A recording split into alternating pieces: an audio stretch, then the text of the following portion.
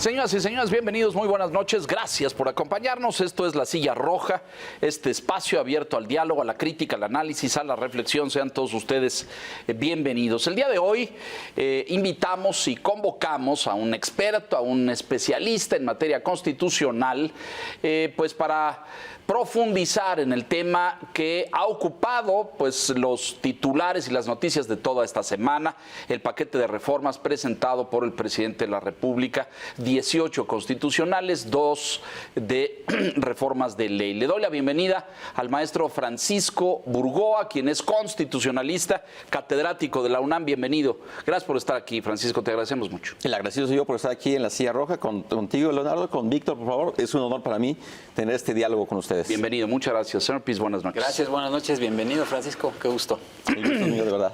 Bueno, pues llevamos una semana de debate intenso en el país, de muchas voces, por una parte los partidos políticos y su posicionamiento, que resulta natural, me parece, lo que está sucediendo en las cámaras, ya turnaron a comisiones, etcétera. Pero yo creo que le interesa mucho a la gente entender a profundidad el alcance de esto, qué significa cambiar y modificar la Constitución para estos fines, con estos puntos, ¿qué resulta benéfico? Hay gente que dice que el tema de pensiones, por ejemplo, está mejor la legislación que tenemos que la que se quiere poner en marcha, pero pues necesitamos un experto. A lo mejor podríamos empezar, maestro Burgoa, con una reflexión respecto a la Constitución hoy, la Constitución mexicana hoy.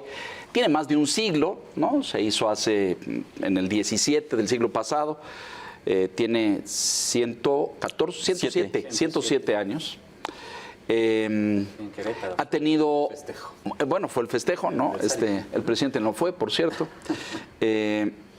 Ni la presidenta de la Suprema Corte de Justicia. Pero hay mucha gente que dice que de aquel texto constitucional original del 17 al de hoy, pues ya hoy es un champurrado terrible porque tiene más parches, modificaciones, correcciones, adendos y muchas cosas que ya de aquel texto original no queda nada. Y escucho otras voces que dicen eso habría que, lo digo con enorme respeto porque es la Constitución del país, pero habría que guardarlo en un cajón y hacer una nueva.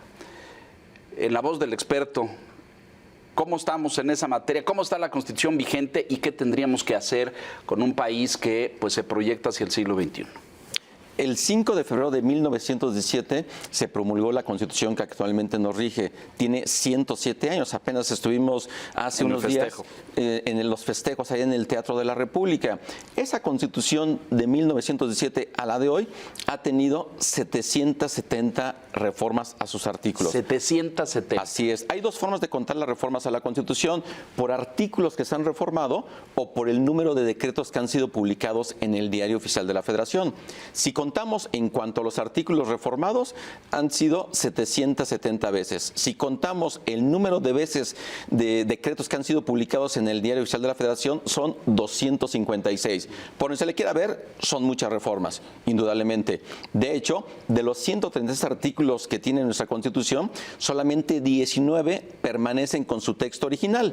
19. 19. De un total de 136. Es decir, el 14% es el original. Es el original. Todo lo demás se ha modificado. Se ha modificado. Inclusive López Obrador, cuando dice es que hay que regresar al espíritu de la Constitución, a ver, hay que esperar un momento.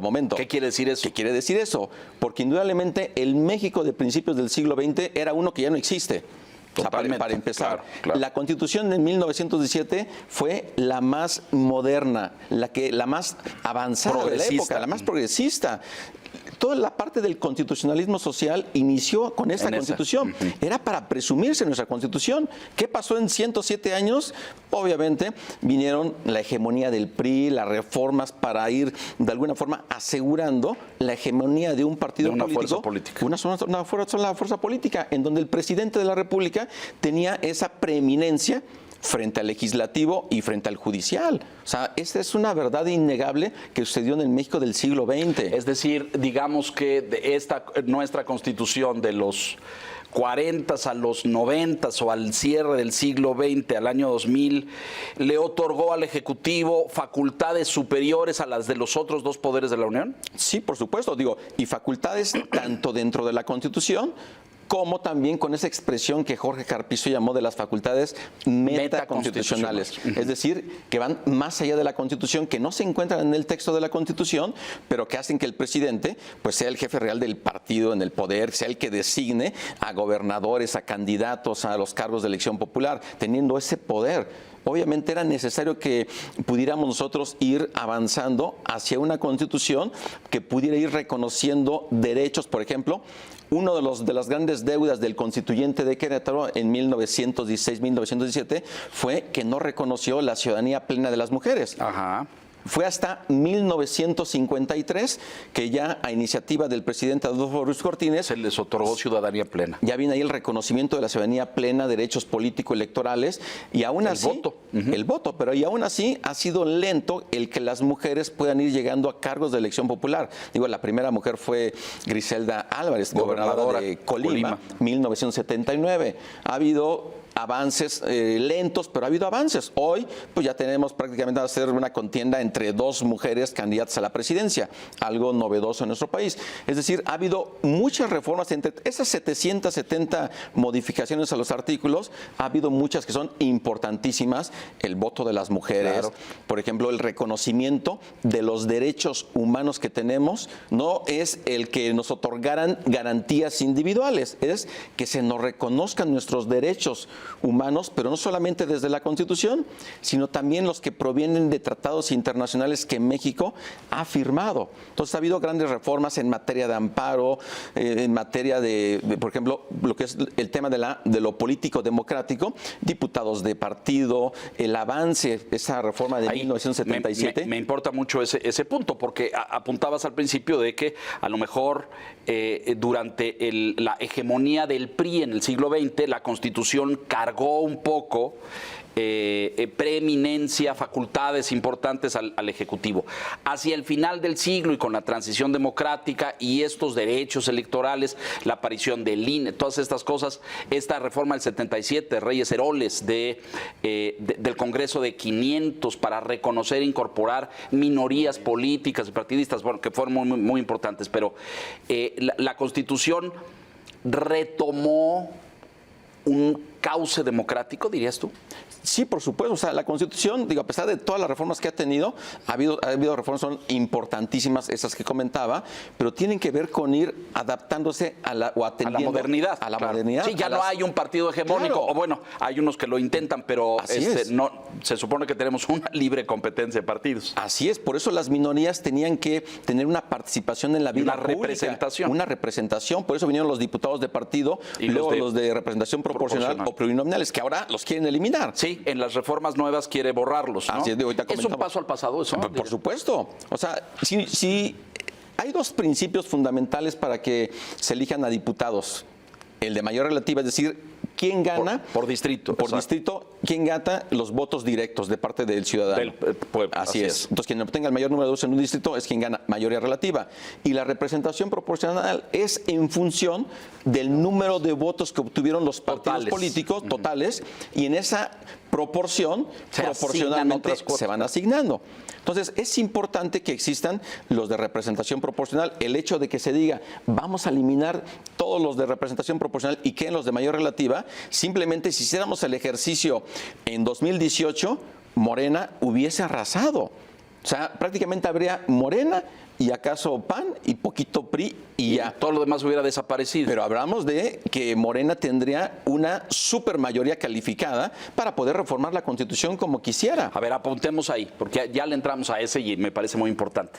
A lo mejor valdría la pena luego ir revisando una por una hacia adelante, pero esto tiene un sentido profundo y lo acabas de decir. Y es que aquellos que no son partidos grandes o no tienen grupos grandes también tengan una curul en el Congreso y que su voz sea escuchada. Ese era el espíritu original. Es el espíritu, por supuesto, porque Bueno, es finalmente pero- la representación del pueblo en su minoría que tiene que tener una voz. Pero tú imagínate que esta reforma, como está, es aprobada, o pasa, no importa, ya haremos después los cálculos, pero pues desaparecerían ahí el PT, sin duda, MC, sin duda, el Verde, muy probablemente. ¿PRD? Y creo que el PRD, dicen que todo cabe en un elevador, pero bueno. Una de esas hasta el PRI, ¿no? Y a lo mejor el PRI quedaría minúsculo, ¿no? Y quedarían dos partidos. Es decir, es un modelo electoral democrático contrario a lo que es el país. Yo tengo la impresión de que México es un país ampliamente diverso, con grupos disímbolos, con grupos étnicos, indígenas, con lenguas, pero también con fe religiosa, con muchos elementos que nos distinguen. Y esa es la riqueza de México. Es decir, si yo paro a una persona de Yucatán frente a una persona de Sinaloa o de Baja California, los dos se pueden llamar mexicanos, pero comen distinto, cantan distinto, beben distinto, hacen cosas distintas. Y la idea es que esa multirrepresentación legislativa le dé cabida a todos. ¿Estoy equivocado? No, para nada. Es que precisamente por eso en la Cámara de Diputados está la representación de la soberanía popular, porque muchos dicen, no, hay que establecer requisitos para que solamente lleguen quien tenga licenciatura o maestría, doctorado o postdoctorado, como si los doctorados realmente hicieran que las personas que lleguen a esos cargos tengan una mejor actividad pública, lo cual está demostrado que el doctorado, dicen que no quítalo, pero al final a lo que se va es que debe de haber una representación. No, pero el grado totalmente académico no es elemento fundamental de representación popular. Un campesino puede ser, ha sido, hemos tenido diputados. Ese justo es el punto. Si se exige un requisito académico, se va a dejar a esas representaciones. Pues a una élite académica, ¿no? Así es, y entonces ¿dónde van a quedar los campesinos, sectores populares? Claro, obreros, trabajadores. Pueblos indígenas. Así es, comunidades indígenas, comunidades afromexicanas, o sea, ¿en dónde van a quedar? Entonces, por eso, de ninguna manera tiene que quedar así como está, sin un requisito académico, para que haya una representación de todos. El hecho de que se eliminen los de representación proporcional implicará prácticamente la desaparición de la representación de esas minorías dentro del Congreso. Y en una democracia tiene que haber siempre una pluralidad de voces. ¿Tú estarías en contra a que se eliminen esos 200 diputados de representación proporcional? Yo me iría al revés. Vamos a eliminar a todos los de mayoría relativa y solamente hay que dejar los de representación proporcional. ¿Por qué? Wow. Porque sería la representación exacta en función del voto.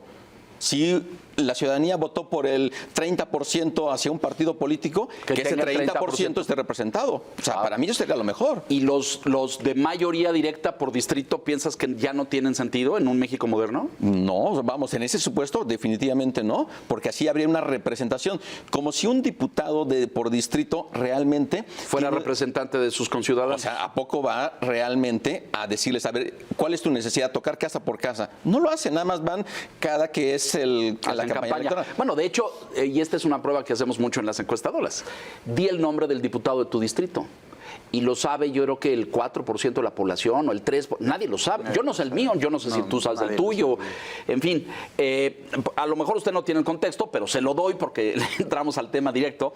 Entre las reformas propuestas por el presidente está modificar esta representación en la Cámara de Diputados. La Cámara hoy se compone, lo saben todos ustedes, por 500 representantes, 300 son por los distritos que existen, en los que está dividido el país, de mayoría, distritos electorales, y los otros 200 son de representación proporcional. Así está. El presidente propone quitar los 200 y hacer una Cámara solo de 300. Así es como está la propuesta. Sí, en la Cámara de Diputados, en el caso del Senado de la República quitarle también. La mitad, 64. Son 128, de los 128, 64 son por mayoría relativa, 32 de primera minoría, que es prácticamente una asignación que se le da al segundo lugar en los votos dentro de una entidad federativa. Correcto. Y luego los otros 32 de representación proporcional. Por eso ahí dicen, no, de 128 nos damos a la mitad, 64, solamente que queden en ambas cámaras solo de mayoría relativa.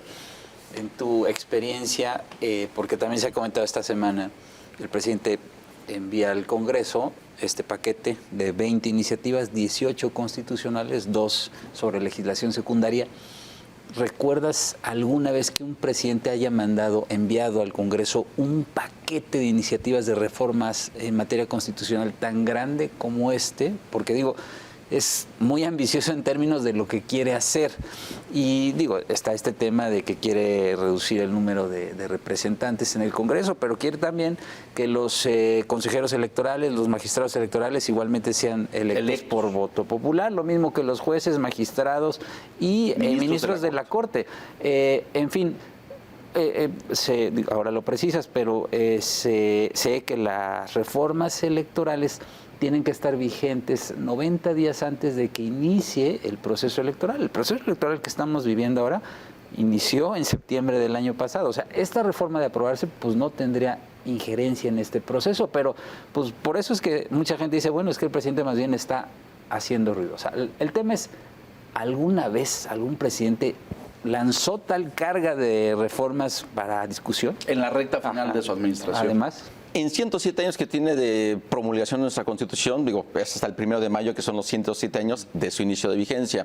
Todos los presidentes presentan iniciativas. Bueno, solamente ha habido dos que no, Venustiano Carranza y Adolfo de la Huerta. Son los únicos dos que Pero no. es que era nueva, la acaban de hacer, pues ¿qué le querían reformar? Venustiano Carranza forma parte del constituyente en algún sentido, ¿no? Bueno, él es el que presenta el proyecto de reforma a la Constitución de 1857. Para hacer una nueva. Entonces es como que el gran constituyente, el padre de la Constitución. Pero bueno, de todos esos presidentes, las reformas que llegan a presentar generalmente de gran envergadura, de gran calado, son al inicio de la administración. no al final. Obviamente, estas iniciativas que ha presentado es el primer presidente en estos 107 años que en la recta final, a unos meses, ni siquiera en el último, todavía un año completo, en los últimos meses de que él vaya a concluir su mandato, él presenta estas reformas. Pero además, si uno dice, bueno, es que las reformas tienen más una connotación totalmente político-electoral, alguien dice, no seas mal pensado. A ver, no es que sea mal pensado, ya el presidente lo dijo con todas sus letras. Yo quiero que con esta reforma se garantice un proyecto de nación. O sea, el presidente abiertamente se mete de lleno a la campaña electoral presidencial. Y además, todavía la virtual candidata de su partido dice que está de acuerdo. O sea, ¿cómo suyas? Las hace suyas. O sea, entonces, ¿cómo es posible que un presidente en funciones, que sí tiene la facultad de presentar iniciativas, pero además diga abiertamente que se va a meter al proceso electoral para que se garantice un proyecto de nación en lo que él le llama su transformación, y además llegue la virtual candidata a decir, bueno, las voy a hacer mías? O sea, eso hay algo que no está bien y hay una intromisión del Ejecutivo. Si así como se quejó López Obrador en 2006 que Fox se estuvo metiendo a la campaña electoral, sí. O sea, ahora ¿por qué? Cállate, chachalaca. Cállate, chachalaca, ¿verdad? Entonces, ahí es algo que se tiene que intervenir ahí el INE en su momento, el Tribunal Electoral, porque no puede permitir. Y además, ¿cómo es posible que de estas grandes reformas simplemente esta Claudia Sheinbaum diga, ¿saben qué? Pues yo las hago mías, y en dónde queda su decisión para establecer un proyecto de lo que va a ser su eventual gobierno? O sea, se está dejando prácticamente a lo que estén diciendo, a pesar de que de las iniciativas hay muchas que tienen que ver con un tema económico y que el Estado no podría soportar por más buena intención que pudiera tener. La envergadura del paquete de reformas y sobre todo las 18 constitucionales, ¿pretenden reescribir la Constitución? ¿Son tan profundas o de tal alcance que pretenden cambiarle el rostro a la Constitución mexicana? Yo no diría cambiarle el rostro. O sea, sí hay iniciativas que tienen que ver con una regresión, o cuando dice López Obrador, con regresar a los tiempos de Adolfo López Mateos. O sea, ¿a poco ese México fue tan bueno en el PRI de aquel de López Mateos que hay que revivirlo? O sea, no estamos en el siglo XXI. Pero más allá, ya no existe. Ese México que ha de haber sido pues de 40 millones de habitantes, no creo que más, ahí en los 60, ¿no? López Mateos fue presidente del 58 al 64, después de Ruiz Cortines y antes de Gustavo Díaz Ordaz. Pero pues era un México de 38, 40, 42 millones de habitantes. Hoy tenemos 100 más, ¿no? 180, 90 más. Es un México distinto y hay otros problemas, ¿no? Este espíritu regresivo es como absurdo, ¿no? Como, tú no puedes cambiar la realidad, ¿no? Aunque escribas 500 ensayos, la realidad es la que es y tenemos los problemas que tenemos, ¿no? Pues no se puede reescribir, pero el presidente, dentro de su perspectiva, pretende hacerlo. Y eso es algo que, cuando menos, hay que estar atentos para analizar con la mayor objetividad posible si las propuestas de López Obrador o sus clases de historia realmente son como él dice que son, porque ahí es otro tema. Otro tema, sí. Pero a ver, de lo que viste, empecemos por esta que señalaba Víctor, la del Poder Judicial de la Federación, que me parece de las más delicadas. Preocupantes, claro. Preocupantes. La elección directa de jueces, ministros, magistrados al poder en aras de, él lo llama, y cito, democratizar el poder judicial. La Corte responde: nosotros no somos representantes del pueblo. La Corte dice: nosotros somos los garantes y vigilantes de la Constitución. Nuestra misión es vigilar y hacer cumplir la ley en ese sentido. No representamos al ciudadano de Guerrero o de Tamaulipas o de Michoacán. Esa es una visión equivocada. ¿Tu lectura de esto? Bueno, es sumamente preocupante que el presidente de la República pretenda pues, prácticamente hacer un borrón y cuenta nueva de ministros, magistrados y jueces, porque de hecho así lo dice en uno de los transitorios, que una vez que se culmine la elección de todos los nuevos jueces en las distintas instancias, los que están en funciones van a cesar en sus funciones. O sea, es un quiere borrón y cuenta nueva. Pero el tema es que al presidente no le gusta que haya un poder autónomo e independiente, como lo ha demostrado en los últimos meses y particularmente desde que asumió la presidencia la ministra Norma Piña, en donde los ministros y los ministras y ministros que están ahí en el Pleno de la Suprema Corte, ellos defienden la Constitución porque es su obligación, es su deber, es la facultad que tienen.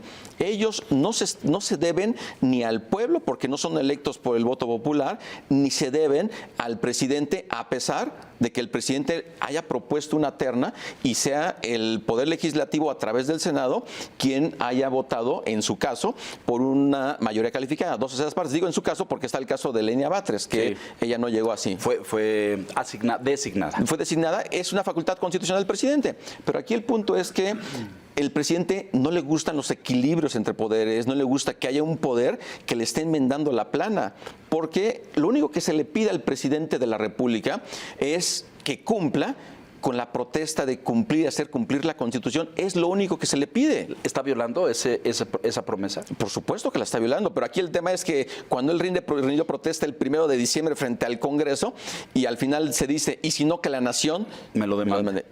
¿Y cómo la nación se lo va a demandar si el presidente prácticamente tiene un superfuero, una superinmunidad procesal? A pesar de que el día que no tiene fuero, por supuesto que lo tiene. El presidente inclusive no es sujeto a juicio político, en donde ahí él podría ser enjuiciado políticamente por violaciones graves a la Constitución. Pero él lo sabe. Que a juicio de muchos, maestro Burgoa, hemos visto a lo largo del sexenio. Señor Piz. Sí, hay un tema a propósito de estos ataques constantes a la Corte, sobre todo, digo, al Poder Judicial en general, pero señaladamente a la Corte. Esta discusión sobre la ley de la industria eléctrica es el antecedente, abril de 2022, cuando en una votación confusa, ¿no? 7 ministros de la Corte dicen que es inconstitucional la ley, pero 4 la mantienen con vida, ¿no? Se votan, hay 2 votaciones, ¿no? 3 de un bloque, obviamente defendiendo el proyecto, y por ahí Gutiérrez Ortiz Mena a favor de un tema, González Alcántara a favor de... Pero bueno, se mantiene con vida. Llega el tema a segunda sala. Recientemente se resuelve igual en una votación, pues, complicada, cerrada. Sí, 2-2 y un voto de calidad. Uno se excusa porque hay un recurso de la Secretaría de Energía. Javier Lainez. Exactamente. Y el presidente de la sala, en un empate, pues ejerce el voto de calidad y dice, pues, se invalida la ley. Y entonces ahora, hay una propuesta de Morena de llevar a juicio político. Al ministro Pérez Dayán, que fue el que ejerció el voto de calidad, ¿no? Como presidente de la segunda sala. Pero el tema es ¿cómo entender estas minorías en la Corte? O sea, así como se criticó que una minoría de 4 mantuviera con vida una ley, ahora una minoría pues le echa abajo. Y el presidente, cuando le preguntan que si está de acuerdo en que se lleve a juicio político a Pérez, dice, pues me parece bien, ¿no? Entonces, ¿cómo entender estos mecanismos de minorías en la Corte? Porque así es como está diseñada la Constitución. Me parece a mí un exceso que se pida desde la Constitución, que para que se pueda estar declarando la invalidez de una norma que va en contra de la Constitución, se exija al menos 8 votos de los 11. O sea, debiésemos irnos a una mayoría absoluta, es decir, al menos 6 votos de los 11. Eso es propio de un tribunal constitucional y no estar sujeto solamente a que una minoría pudiera estar bloqueando lo que es una decisión mayoritaria, 7 frente a 4, obviamente es una mayoría 7, pero dada la Constitución, dice que si 4 dicen que esto tiene que mantenerse en los términos que está, así va a quedar. Y por eso es preocupante que hoy en el Pleno de la Corte haya un bloque de 3, de Yasmín Esquivel, de Loretta Ortiz y de Lenia Batres, que prácticamente están defendiendo el proyecto del presidente. El próximo 30 de noviembre va a concluir sus funciones el ministro Luis María Aguilar.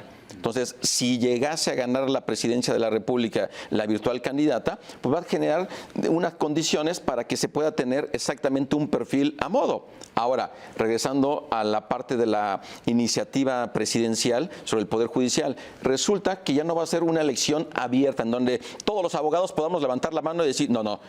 Resulta que va a haber ahí, el presidente va a proponer a 10, el Poder Legislativo a 10, 5 por senadores y 5 por diputados, y 10 por la Suprema Corte.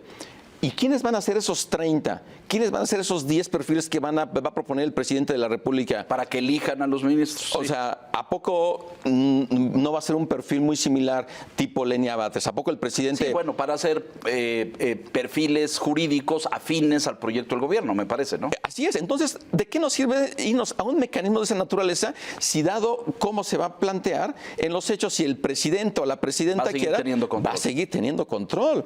Y si las cámaras van a tener una mayoría por un partido, pues también van a decir, obviamente, si no van a permitir que llegue alguien que sea contrario a la forma de pensar o a sus ideales o entienda de una forma diferente la Constitución. Ellos van a querer que haya una Lenia Batres como candidatas o candidatos para ser ministros, magistrados y jueces. A usted que nos escucha, fíjense lo grave de esto. Esa señora ministra, la más reciente adhesión a la Suprema Corte de Justicia, es militante formal de un partido político, Morena, no renunció para tomar cargo como ministra. Me parece una cosa casi kafkiana, ¿no? Es decir, Morena tiene una ministra militante, ¿no? Abiertamente. Abiertamente y sin ambajes, no hay el menor esfuerzo por ocultarlo o por hacerlo disimuladamente, ¿no? Es decir, abiertamente es la ministra de Morena sentada en la Corte. Y antes, si nos echamos para atrás, claro, como ellos hacen esta continua referencia al pasado, es que antes eran priistas los ministros. Pues sí, tal vez sí, durante muchos años fueron así, pero después hemos tenido cortes muy equilibradas, muy balanceadas, con perfiles jurídicos totalmente independientes de los partidos políticos. Esto, tú lo decías al principio, es una regresión. En el siglo XX, el presidente era quien designaba a los ministros de la Suprema Corte. Viene la reforma que impulsó Zedillo del 31 de diciembre del 94. O sea, a partir del 95 ya es una forma diferente de poder llevar a cabo el nombramiento, que es el actual. Sí. Pero aquí viene ya una nueva Suprema Corte. O sea, la Suprema Corte que hoy conocemos realmente nació a partir de 1995. Los últimos 30 años. Así es. Y tan es así que hubo también una corte que se enfrentaba a Vicente Fox, que quería hacer luego lo mismo. Entonces, y a los demás presidentes también, es decir, varias cortes rechazaron iniciativas presidenciales, con Fox, con Calderón, con Peña. Déjanos hacer una pausa. Francisco, estamos con el maestro Francisco Burgoa, constitucionalista de la UNAM, haciendo revisión de este proyecto de reformas. Mensajes, volvemos.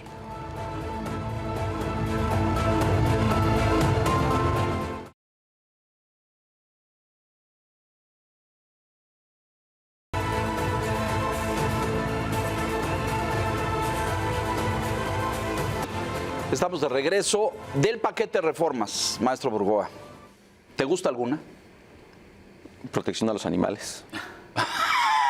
Me pregunto de verdad, y lo digo con toda seriedad, con todo respeto, a mí me gustan los perros, tengo en mi casa, respeto a los animales, pero merece grado constitucional eso, es decir, merece que ese tema tenga la relevancia de estar en la Constitución política de los Estados Unidos mexicanos? Definitivamente no. De hecho, es parte de las facultades que tienen los congresos de las entidades federativas. En la Ciudad de México tenemos una ley de protección animal, una ley en contra del maltrato animal. Local y que abarca O sea, ya está. O sea, ¿se tiene que llevar a rango constitucional? Definitivamente no. ¿Me gusta? Sí, me gusta. Pero obviamente lo veo en la perspectiva de decir, a ver, de las reformas que tiene, hay reformas que yo creo que hay una aceptación, cuando menos inicial. Por ejemplo, yo creo que nadie puede estar en contra de que las personas se jubilen teniendo por ejemplo, el 100% de pensión. Ajá. O sea, yo creo que suena muy padre. O sea, pero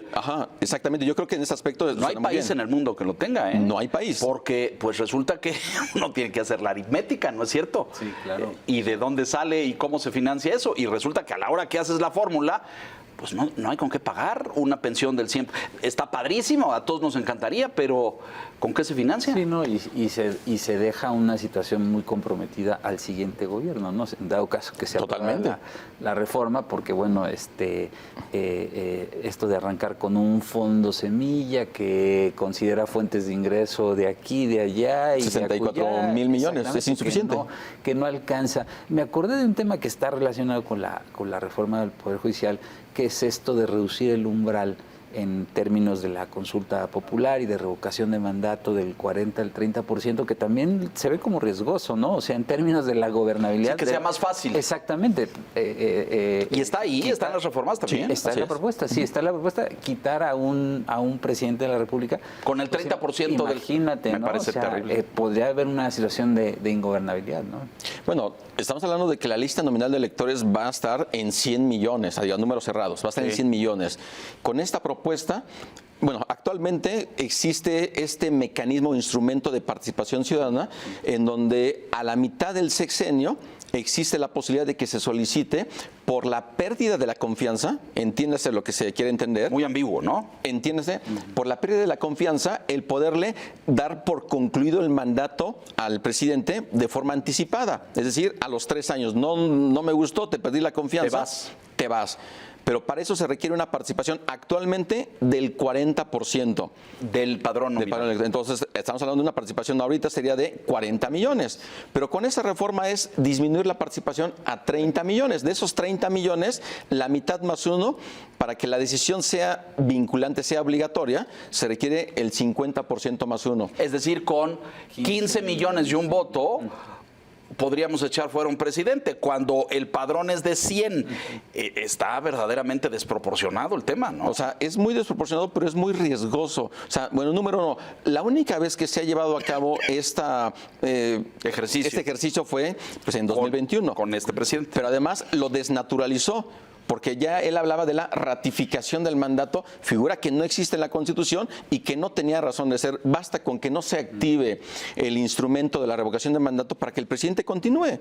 Pero él todo lo quiere convertir electoral. Bueno, es que es como él dice, y citándolo, es politiquería, ¿no? Pues es lo que hace. Es decir, eso era un mecanismo de consulta que impuso en la Constitución. Había muchas fuerzas que decían no es necesario, causaría caos e inestabilidad. Quitar un presidente a los 3 años, es decir, el que el sexenio sea de 6, a lo mejor usted no se acuerda o quienes nos ven, pero los presidentes gobernaban, los periodos eran de 4 años hasta Lázaro Cárdenas, si no me equivoco. Se tiene que hacer en la elección intermedia, ¿no?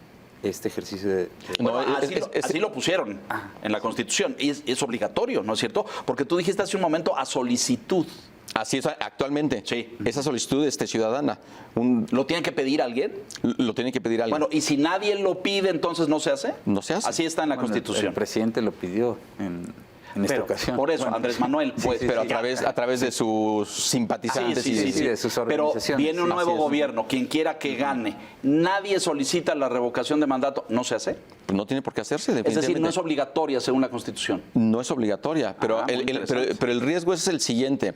Simplemente veamos, gane quien gane la presidencia de la República, cuando el actual presidente, que será expresidente y estará en su rancho aparentemente lejos. Eso ha prometido, no le creo. Eso ha prometido. Simplemente él podría, desde ahí, simplemente decir, a ver, no me gusta Xóchitl Gálvez. Vamos a activar el procedimiento. Y la vamos a quitar. Y vamos a quitarla. O Claudia se está saliendo de los parámetros que yo debo decir. Ajá. Y entonces también vamos a sacarla. O sea, ese es el riesgo. Muy riesgoso esto, ¿no? Muy riesgoso. Pero la tenemos ahí en la Constitución. Cuando menos ahí tiene que permanecer como está. Yo sería de la idea de que ese instrumento de revocación de mandato realmente mejor eliminarlo, porque es una bomba de tiempo ahí de ingobernabilidad. Claro. Pero pues así lo tenemos. Sí. Sí, ¿qué opinión tienes? Digo, ya hemos venido platicando de este tema de elegir a los jueces, magistrados, ministros de la Corte por voto popular. Digo, aquí en El Financiero escribe alguien que trabajó con el ministro Saldívar en la Corte y que tiene otra idea, ¿no? Dice que este proceso podría hacer que el presidente tuviera menos injerencia en la Corte y que el Poder Judicial pudiera tener más independencia. Entonces hay un debate, ¿no? De qué tan bueno o malo puede ser, ¿no? Digo, considerando lo que dijo el ministro Pérez Dayán en el día 5 de aniversario, el día 5 de febrero, pero pues hay un debate de hacerlo o no hacerlo por voto. O sea, ¿es absurdo o tiene sentido? ¿Existen parámetros en el mundo? ¿En algún país eligen los jueces? ¿No? Sí. ¿En dónde? En Bolivia. En Bolivia. Y el ejemplo, Leonardo, un ejemplo de el ejemplo, Víctor, el ejemplo audiencia es Bolivia. En la exposición de motivos de la iniciativa del presidente López Obrador, ahí hace referencia a Bolivia, que Bolivia se elige en Bolivia, es el ejemplo. Bolivia es el ejemplo para que los ministros, magistrados y jueces sean electos por el voto popular. Pero ahora, si se dice, es que así el presidente no va a tener injerencia, comentaba hace unos momentos, el presidente va a proponer una lista de 10 para que sean ellos candidatos para ser ministras o ministros. ¿Ustedes creen que el presidente va a elegir realmente a perfiles que son totalmente distintos en su ideología partidista? No, entonces desde ahí ya hay una injerencia del presidente. Claro, los dados quedan cargados. Y de los otros 10 que proponga, 5 la Cámara de Diputados y 5 el Senado, ¿ustedes creen que la oposición va a poder hacer las propuestas? No, si hay una mayoría oficialista, son los que van a decir, pues vamos a proponer a esta y esta persona que nos garantizan un perfil como el de Lenia Batres. O sea, esa es la verdad. Entonces, eso de que sean electos y con eso va a haber una mayor autonomía e independencia, no. Hay que buscar unos perfiles. El presidente López Obrador, por ejemplo, presentó 2 ternas para elegir a Juan Luis González Alcántara Carranca y a Margarita Ríos Farjat, y ellos son el ejemplo de independencia y de autonomía, a pesar de que fueron propuestos por el presidente. Ya se quejó, dijo que le salieron conservas. Conservadores, traidores a la patria, también les ha dicho, o sea, se ha molestado. Pero la autonomía e independencia son pilares fundamentales para la impartición de justicia, para que se nos garantice una división de poderes y que haya un poder que realmente defienda la Constitución. Y, por ejemplo, el hecho de que solamente esta propuesta solamente va en función de la forma en el método de elección de ministros, magistrados y de jueces. Pero, por ejemplo, Leonardo, Víctor, en el fondo, ¿en dónde está una propuesta del presidente para mejorar el sistema de impartición de justicia? O sea, que realmente el Poder Judicial no es perfecto, tiene fallas y hay que mejorarlas, discutirlas, claro. Pero a partir de un diagnóstico serio. ¿En dónde hay una propuesta dentro de lo que esta iniciativa, por ejemplo, para hacer más democrático, más alcanzable el juicio de amparo, que es el principal instrumento que tenemos nosotros como personas para defender nuestros derechos y de las arbitrariedades que provengan del poder? Entonces, el presidente, esa parte que es la más importante, simplemente no, es venganza y tiro directo para quitar a todos. ¿Por qué? Porque los tacha a todos finalmente de conservas, de traidores a la patria, de que no defienden su proyecto político, y ya la ministra Nora Piña lo ha dicho en otro momento. O sea, desde ahí no se aplaude al poder, defienden los proyectos, defienden la Constitución, y esa es la labor que tienen finalmente los ministros. Entonces, esta iniciativa que presenta solamente para que sean electos no garantiza absolutamente nada, y mucho menos si al final quienes lleguen fueron electos por el pueblo. Ahí sí van a ser representantes del pueblo, ahí sí. Entonces no hay realmente una parte sustantiva. Además de que también va en detrimento de la profesionalización que se da en el la Poder carrera Judicial. en la carrera judicial, ¿no? Porque hay un sistema, un método de carrera judicial, o sea, los representantes... Los jueces, sí, claro. van escalando, ¿no? Van creciendo. Para poder ser oficial judicial, que es el nivel con el que uno inicia dentro de la carrera judicial, hay que hacer exámenes, hay que ponerse a estudiar. Pero si cualquier oficial judicial que actualmente esté en funciones o que haya hecho un examen para poder ser oficial judicial, sabe más que la ministra Lenia Batres. O sea, ese es el riesgo de que lleguen perfiles que no tengan una experiencia probada en el ámbito de la impartición de justicia y lleguen perfiles totalmente partidistas. Como fue el caso, tuvo un debate hace un par de semanas o algo así, tratando de imponer un criterio y los demás ministros le explicaban, no, es que no es así, el Poder Judicial no funciona así, ¿no? Porque inclusive, por ejemplo, Lenia Batres lo que ha dicho es saber cómo es posible que 11 ministros puedan ir en contra de la decisión de 500 diputados o de 128 senadores, que ni siquiera sabe cuántos senadores tiene la ministra. Ahí está una entrevista que le hicieron. Entonces, ese es el riesgo. Y el hecho de que sean electos por el voto popular, ¿cómo van a garantizar? O sea, van a tener acceso los candidatos a ministros a espacios en radio, televisión. ¿Cuál va a ser su proyecto, su programa que le van a ofrecer a la ciudadanía? Que la ciudadanía no son abogadas ni abogados todos. Entonces, ¿qué van a llegar a ofrecer? Si votas por mí, voy a tener un perfil justnaturalista. Y con base en realismo jurídico, o sea, ¿con base en qué? Perfiles más políticos, técnicos y especializados, ¿no? En Que materia pareciera judicial. la intención del presidente, ¿no? Es decir, tener esos perfiles que se guíen más por criterios político-ideológicos que con apego a derecho o con apego a la Constitución. A pesar de que la propia iniciativa dice que los partidos políticos no van a intervenir para que puedan... Pero no le creo. Pues, quiero ver que haya ahí alguien que no sea morenista. Ya tenemos una ministra morenista, ¿no? Porque los anteriores le salieron conservas. Así es. Déjame llevar la reflexión a otro término de este paquete de reformas que me preocupa gravemente porque México tiene suscritos acuerdos internacionales. Tiene el TEMEC de forma relevante con Estados Unidos y Canadá, pero tenemos otros también. En el paquete de reformas hay dos, una que habla del maíz transgénico, donde tenemos un panel de controversia con Estados Unidos en puerta, porque les dejamos de importar miles de toneladas de maíz. Los productores americanos están molestos porque había una relación de intercambio comercial, pero aquí se tomó la decisión, no claramente explicada, porque nadie la ha explicado a fondo, de por qué ya no queremos ese maíz, y alguien habló del maíz originario, ¿no es cierto? El maíz... Los cultivos originarios y los maíces. Ajá.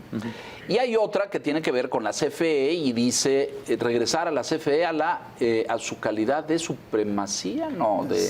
Sí, a su carácter de supremacía en materia eléctrica. Sí. Ambas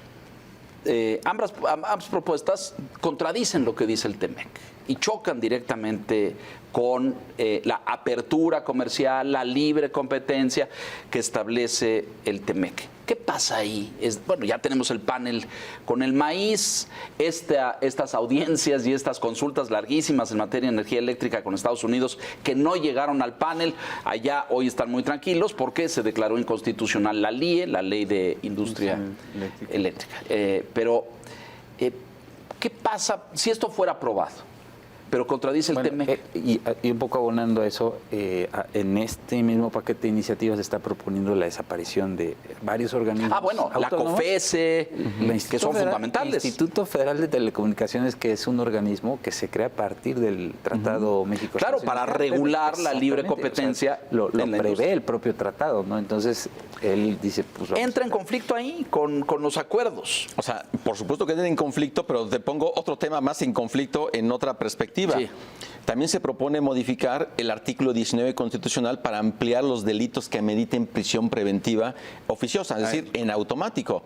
Ahí hablamos de todo lo que es el tráfico de sustancias ilegales, narcomenudeo, defraudación fiscal, es decir... O sea, detenidos en automático, al que sea sorprendido cometiendo alguna de estas cosas. El tema es que ya hay 2 sentencias de la Corte Interamericana de Derechos Humanos, una del año pasado en el caso Rodríguez y otros, también sale el caso Zompantle, en donde la Corte Interamericana ya le ha dicho al Estado mexicano que tiene que quitar la prisión preventiva oficiosa en automático de la Constitución. Porque es violatoria de los derechos humanos. Así es. Hoy podemos decir que la prisión preventiva oficiosa es inconvencional, porque va en contra de la Convención Americana de los Derechos Humanos, va en contra de la libertad personal, del debido proceso, de la presunción de inocencia. Entonces, lejos de que el Estado mexicano diga, bueno, la Corte Interamericana ya ha dictado sentencia condenatoria y tenemos que quitarla, dice, pues, vamos a crecerla. Vamos a crecerla. O sea, esa es parte, digamos, del desprecio a las instituciones, al marco jurídico y al marco de los tratados internacionales. ¿Cómo es posible que el presidente, lejos de hacer ese análisis, saber en dónde, no hay que meternos en un conflicto en instancias internacionales, dice, pues no me importa. Aquí las cosas se hacen como yo quiero y se le olvida que finalmente la Constitución es un pacto político, no es la decisión unilateral del presidente para que se impongan las reformas, porque finalmente eso es lo que quiere. Y como no va a tener los votos en esta legislatura que concluye el próximo 31 de agosto, le apuestan a su llamado Plan C, el que la ciudadanía pueda dar un voto masivo a Morena y a sus aliados, para que puedan, ahí sí ya, reformar la Constitución. Pero hacer lo que quieran, claro. Pero yo diría, de obtener esos votos, Morena y sus aliados no se van a conformar con reformar la Constitución, Leonardo, Víctor. Simplemente se van a ir a convocar un Congreso Constituyente para crear una nueva Constitución. A modo, totalmente. Qué peligroso, ¿no? Qué riesgoso se ve todo esto. Y todo parece indicar que esta confrontación con acuerdos y con precriterios judiciales establecidos, pues le pasan por encima, no les importa, ¿no? Ya sin ningún ambaje.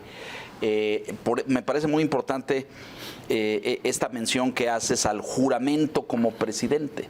Juro guardar y hacer guardar la Constitución política de los Estados Unidos mexicanos.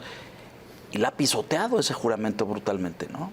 Totalmente, y por eso lo que comentábamos, o sea, no es sujeto a juicio político, sí puede ser en funciones. Efectivamente. Pero después, a partir del 1 de octubre, él puede ser sujeto a juicio político un año después de que él concluya su mandato. Qué interesante. Me pregunto si habrá abogados en este país interesados en... improbable que prospere, ¿no? Pero... Pues depende de la configuración de las cámaras. Claro, claro. Y esa historia está por escribirse, ¿eh? Porque ellos van por la vida diciendo que ya ganaron y van a ser los líderes en todas partes, pero pues falta el voto ciudadano, ¿no? A ver qué dice la gente, y la gente a lo mejor piensa y quiere otra cosa, ¿no? Sí, otro tema que igual ha sido muy polémico, que probablemente sea transitable, es el traslado de la Guardia Nacional muy a la importante. Sedena, ¿no?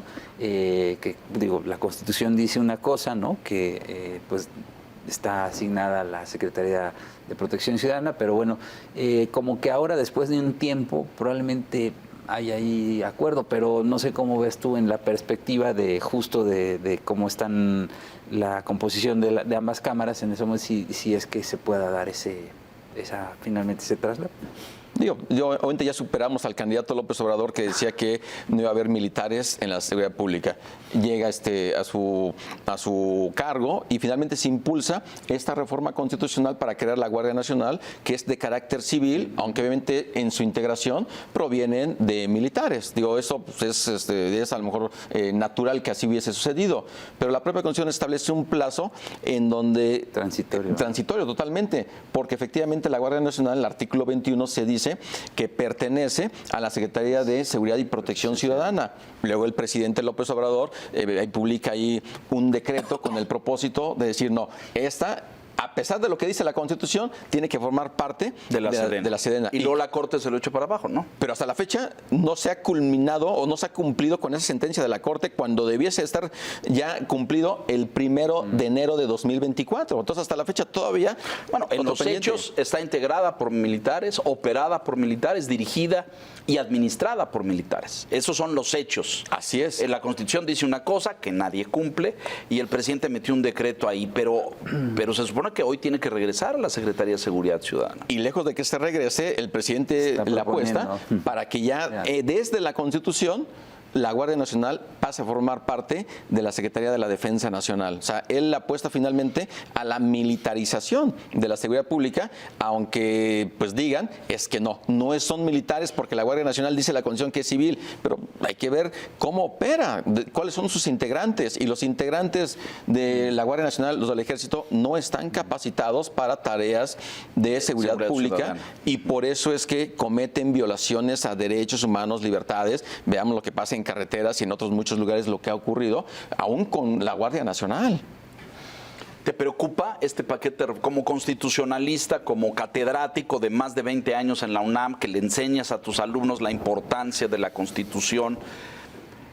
¿Te preocupa este esfuerzo de cambiarla, modificarla? Hay quien dice desgarrarla, me parece exagerado, pero quiero escuchar tu opinión. Sí me preocupa porque hay reformas que no tendrían, por ejemplo, una razón de ser. Por ejemplo, se habla de reconocer personalidad jurídica a comunidades indígenas y a comunidades afromexicanas. Eso ya está en el artículo 2 de la Constitución. Hay otra reforma, por ejemplo, que habla de que se pueda estar garantizando una atención médica integral, universal, sí, gratuita. Lo hacía el Seguro Popular y lo eliminó. Además, entonces el artículo 4 de la Constitución, ahí se reconoce el derecho que tenemos a la protección a la salud. Entonces, obviamente será que ya está en la Constitución. Ya está. Entonces, hay varias reformas que son innecesarias, no porque hablar de la reforma en abstracto sea una mala idea, sino porque ya la Constitución lo contempla. O sea, ¿qué necesidad hay de hacerlo? Y lo único es el tema totalmente electoral, lo que es innegable. ¿Tú no tienes dudas de que esto tiene un matiz y una intención electoral? No tengo dudas, pero además el presidente, si las tenía, ya las despejó. Claro. Diciendo que es el proyecto de nación que él quiere cristalizar dentro de la propia Constitución. Entonces, sí me parece preocupante que un presidente esté proponiendo esa serie de reformas, por ejemplo, la de la materia electoral. Bien comentadas hace un momento, la propia Constitución establece que cualquier reforma al marco electoral tiene que llevarse a cabo a más tardar 90 días antes de que inicie el proceso electoral. Entonces, ¿para qué presentar una iniciativa de reforma electoral cuando ahorita, aunque se llegara a aprobar, no entra en vigente? No entra en vigor. Entonces, es el hecho del presidente de poder insistir en dejar su huella dentro de la Constitución, pero pareciera que quiere proteger aquello que le llama su cuarta transformación. Entonces, me preocupa que él quiera regresar a una Constitución que ya es de un México que no existe, y ¿por qué no ve hacia el futuro? ¿Por qué no realmente se puede llevar a cabo a lo mejor un trabajo de reordenar el texto constitucional? El doctor Diego Valadez, junto con el doctor Héctor Fix Fierro, hicieron un buen trabajo en el Instituto de Investigaciones Jurídicas de la UNAM para poder reordenar el texto constitucional, darle una sistematización. La Constitución es un documento que cualquier mexicano, cualquier persona debiese de poder leerlo y comprenderlo, pero está tan desorganizada, claro, que aún para nosotros como abogados, luego es así como que a ver qué quiso decir. No, y luego hay puntos donde pudieran haber criterios contrarios, ¿no? Así es, técnicamente se conoce como antinomias. Ajá. Entonces, ahí tenemos nosotros, por ejemplo, este ejercicio de Diego Valadez y de Héctor Fix Fierro de la UNAM, que se puede tomar como referencia. Ahí sí, para reordenarla.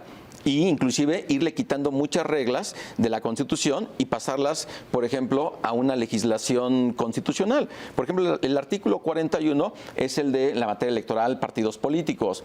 Si nosotros nos parecen muchos o pocos los segundos que tienen los partidos políticos en los spots en radio y televisión, o inclusive el dinero, ¿qué hay que hacer? Reformar la Constitución. Porque ahí están las fórmulas. Sí, está metido ahí, claro. Está metido. Entonces, hay mucho que no tendría que estar haciendo ahí en la propia Constitución. Sino a lo mejor estar en leyes secundarias. En leyes secundarias. Y así la Constitución tendría menos reformas, pero como cada reforma que se le hace a la Constitución, se le agrega, así es lo que tenemos. Para reformar la Constitución se requiere el voto de una mayoría calificada en cada Cámara del Congreso. Es decir, 2/3 partes. Si la aprueban, se envía a los congresos de las entidades federativas. Tenemos 32 entidades federativas. Y ahí se tiene que repetir la mitad más uno.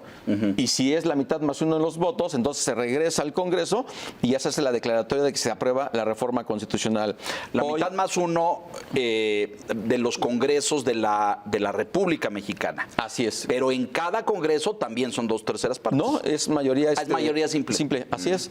Entonces son 32 congresos, 16 es la mitad, más uno, 17. Está mal eso, ¿no?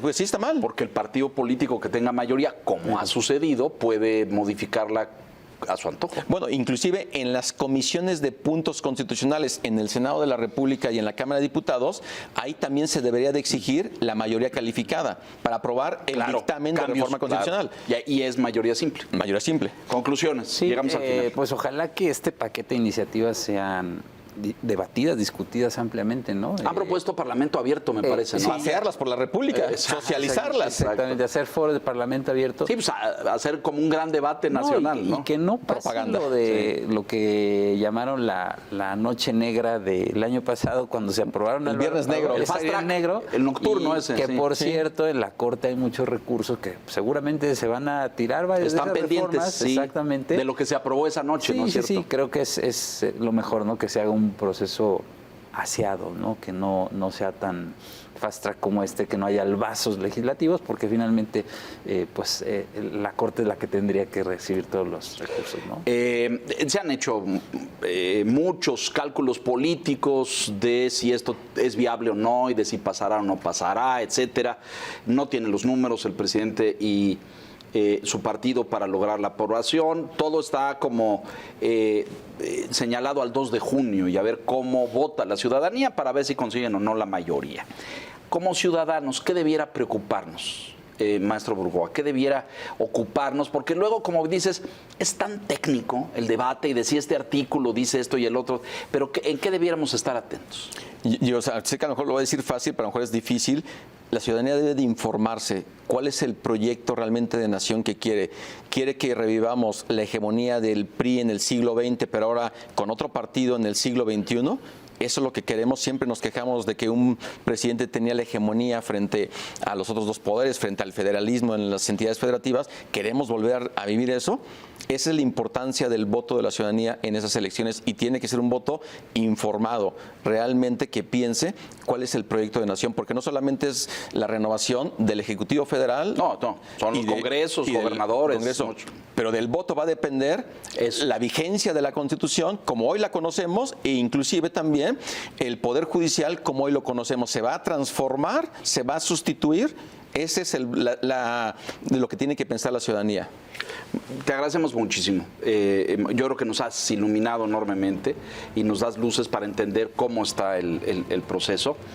Como este debate no se va a acabar pronto, te convocamos a que estés por aquí nuevamente en muy breve tiempo para que podamos continuar con esta discusión. Muchas gracias, Francisco. Al contrario, Leonardo, yo encantado de estar en la Silla Roja con ustedes. Bienvenido. Muchas gracias, Maestro Piz. Gracias, buenas noches.